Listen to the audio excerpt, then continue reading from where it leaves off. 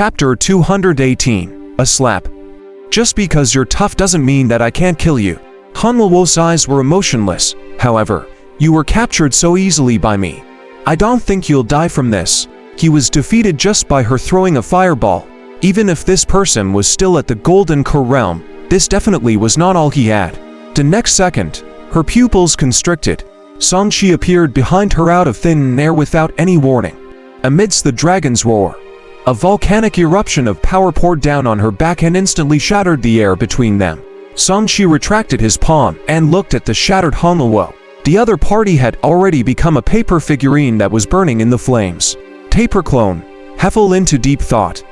This clone looked even more brilliant than his one-chi cloning technique, because the paper figurine had a physical body and was more resilient. At this moment, the other paper effigy turned into Han Luo. She looked like a real person, and her eyes were a little more serious. Your method of escaping is quite brilliant. It seems that the benefits of killing you are higher than expected. Do you want me to help you restrict him further? Lu Bingxuan asked. He had already sensed that Sanchi was troublesome.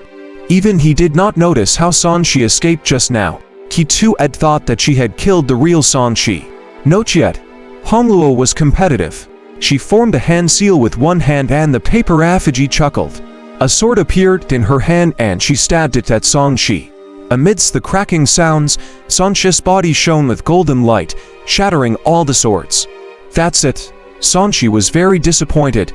You want to kill me with just a few paper swords? Imperishable golden body. Lu Bingxuan narrowed his eyes. Logically speaking, a fellow with such a tough body wouldn't be able to escape. However, this person actually knew how to dodge her attacks. The situation seemed to be getting more and more troublesome. It was as if the paper effigies did not see that Sanchi's Dharma treasures were unable to break through their bodies. New paper effigies continued stabbing out at him. The back of Sanchi's head hurt as Han Luo approached him and pierced him with a hairpin. The paper effigies that were unable to injure Sanchi were only there to protect Han Luo's true killing strike. The problem was that Sanchi always appeared at the side, unscathed. He casually counterattacked, and flames soared into the sky, blasting many paper effigies into ashes. There were burning paper effigies everywhere. Gray smoke filled the air.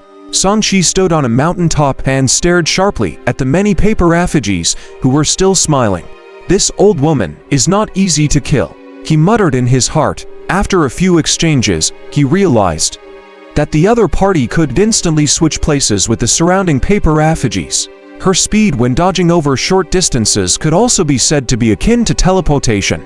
Moreover, he could not be sure which paper effigies the other party would switch places with, so it was very difficult to kill her. This was the first time he had encountered such a powerful enemy. Sanchi felt that it was as troublesome as killing the blood-robed old ghost previously. Looking at the densely packed paper effigies around him, which numbered no less than 1,000, Sanchi felt that if he did not destroy them all at once, it would be very difficult to threaten them. Han Luo also felt a headache regarding Sanchi. Her cultivation was clearly a realm higher, but she could not find any flaws in this person. In her eyes, this person was full of flaws and could be easily attacked, but his body was too hard. If she wanted to kill him, she had to attack his vital points. However, every time she killed him, he would escape, causing the supposed flaw in her eyes to be of no value at all. She did not know how to kill this person.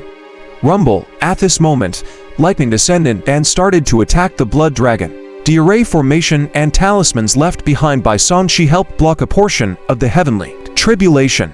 Amidst the furious roars, the blood dragon used the power of lightning to undergo the final transformation. Lu Bingxuan frowned and reminded him, Han Luo, hurry up. That numinous artifact has been upgraded. Killing him will be even more troublesome. Numinous artifacts, especially those with special demon beast remnant souls as artifact spirits, were often much more troublesome. Understood. Han Luo formed the seal with his hands, and the paper effigy that was entangling Sanchi emitted light. The strokes on it released flames that exploded under Sanchi's stunned gaze. Boom, boom, boom, deafening explosions sounded one after another. The paper effigies turned into explosive talismans, and their power was even more terrifying than ordinary explosive talismans. The explosive talisman was one of the most destructive types of talismans. Usually, A high-grade explosive talisman could blow up a mountain, and even the most ordinary one could blow up a building. The method of making explosive talismans was simple, but it was a huge waste of spiritual chi because of its power. This kind of talisman consumed several times or even dozens of times more than those of the same level. Moreover, it was easy to dodge. Of course, the range of the explosion that surrounded Sanshi was too wide. At this moment, a radius of 10,000 feet was filled with destructive power. Lu Bingxuan was familiar with Han Luo's methods. He immediately switched to his spell and quickly retreated. However, his snow sky prison was still maintained for the time being. He restricted the aftershock of the explosion to a single space and augmented the power of this explosion. Sanshi was in the center of the explosion. Even his Dharma treasure-level body could not withstand an explosion of this scale. Damn, this explosion! Before he could take another look, he shattered and melted in the explosion. The weak parts of his body were destroyed, leaving only a skeleton that flickered with golden light. The snow sky prison was on the verge of collapse. Cracks appeared under the impact of the explosion. Fire spewed out, illuminating the two people who appeared. He's dead this time, right? The area he escaped from just now was within 1,000 feet. Lu Bingxuan looked at the center of the explosion. The flames broke through the prison and turned into a brilliant mushroom fire cloud that spanned more than 10,000 feet. The surrounding forest trembled and was instantly shattered by the aftershock. Then, it burned, forming a ring of firestorm that spread out majestically. The spark from the raging fire tore through the air, forming a sound like the roar of a magical beast in fire. Hoo-hoo! Han Luo was clearly panting. Using so many explosive paper dolls at once was a huge consumption of spiritual chi for her. However, before she could take a few more breaths, a numbing feeling inexplicably arose in her heart. She instinctively felt a chill run down her spine. The a terrifying collision force surged over and her entire body emitted a cracking sound. She let out a muffled groan as she was smashed to the ground. A huge pit instantly appeared on the ground, and a large wave swept up. In the huge pit that was dozens of feet deep, Han Luo's entire body crumpled. She was actually slapped until she became deformed. After burning up all the paper effigies, I finally found your true body. Flames danced in Sanshi's palm, leaving behind a terrifying explosive force.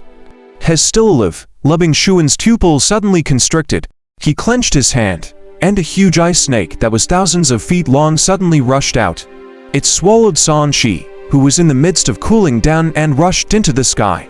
Sanshi's entire body turned cold.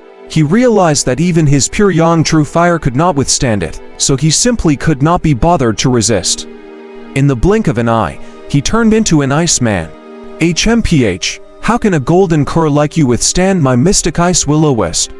Lu Bingxuan sneered and clenched his fist. The ice snake lit up and bit down hard. Ka-cha-ka-cha! Cracks appeared on Sanshi's frozen body. A moment later, he was bitten into pieces of ice. His killing method was completely different from Han Luo's.